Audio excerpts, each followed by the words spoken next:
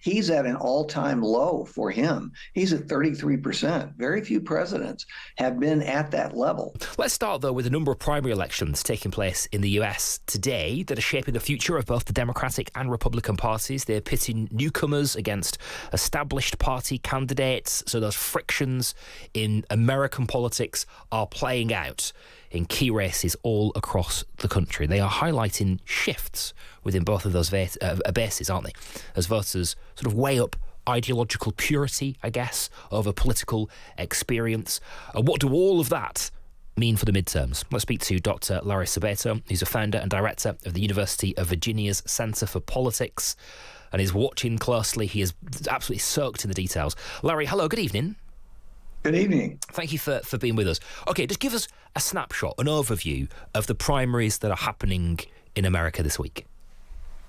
Yes, it's Tuesday, so it must be election day in America someplace. And of course, we have all 50 states have their primaries on different Tuesdays, and these are going to continue through the first part of September. Today, it's Florida and Wyoming and Alaska and a special election in California, and I'm sure I've just missed some. The most important are in Florida because Florida used to be the critical state nationally and regionally. You may remember Al Gore and George W. Bush essentially tied in Florida, and that held up the election results for over a month back in 2000. So here we are, and this Florida is a very different Florida. It's the Florida of Donald Trump. He is a resident of Florida. He left New York, went to Florida.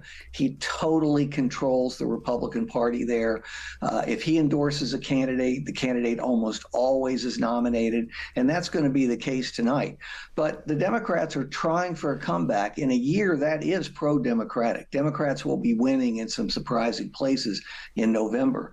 And the parties will pick their candidates tonight, and I think Democrats in particular will hope that their more moderate candidates survive the primary so they can compete legitimately in the November election. Okay, loads to unpack from that. Let's start with Trump's endorsements, because we've been sort of hearing stories and getting kind of wind of, and in a couple of the results, this idea that Trump has sort of lost his touch as far as endorsing candidates is concerned, and that's become a problem for them in elections. Well, that's not really true. Has he nominated, or has he endorsed some people who didn't get nominated? Yes, there are about 6 of them that at senior levels that I've been watching.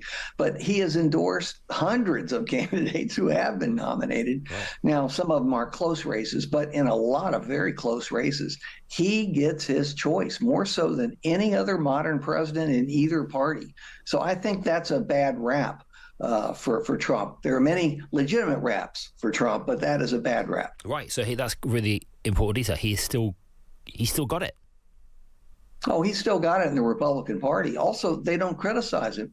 You can name on one hand with a couple of fingers down how many Republicans have actually stood up and challenged him. And the ones who have been defeated for another term already. They haven't been renominated. So, there's a message there for Republicans, and the message is either endorse what Trump is saying or doing, or keep your mouth shut. Okay. And so does that bleed through to voters, Larry? People who've been kind of supporting, the candidates and Republicans are sort of still with him, those who've been with him over recent years. Is that loyalty filtering through the system? It is. Now, if it's going to change, it'll change after November if the Republicans do poorly, as some of us think they will. Now, they're probably going to lose at least one of the 2 houses of Congress. They'll lose some other key races across the country, too.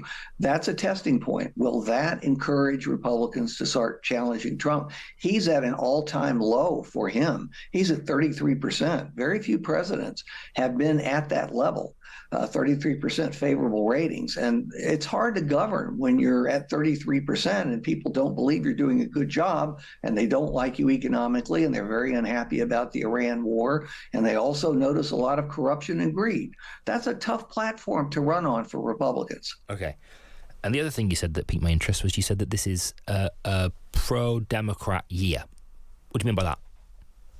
It's a midterm election, and traditionally, the party in power in Washington loses seats in a midterm election. It's a signal to the president, and I have no reason to believe that that won't happen this year. Doesn't mean Democrats will take over both houses of Congress, but I think they have a good chance to take over the House of Representatives, and they're going to lose enough offices so that people notice that this was not a Republican year. Republicans right now control everything. You can't blame anybody else. The Republicans can't blame the other party because they control the White House, the bureaucracy, the House of Representatives, the U.S. Senate, and the Supreme Court. That's everything. And also a majority of the states. They govern a majority of the states. So they're stuck. They're responsible for what's happening. Right. Okay. How interesting. Larry, thank you so much. Good to talk to you. We'll keep an eye on it, and we'll come back to you, I'm sure, between now and certainly November, maybe September, as those primaries continue to play out Tuesday by Tuesday. Dr. Larry Sabato, who is founder and director of the University of Virginia's Centre for Politics, baked in those primaries that are happening in America at the moment.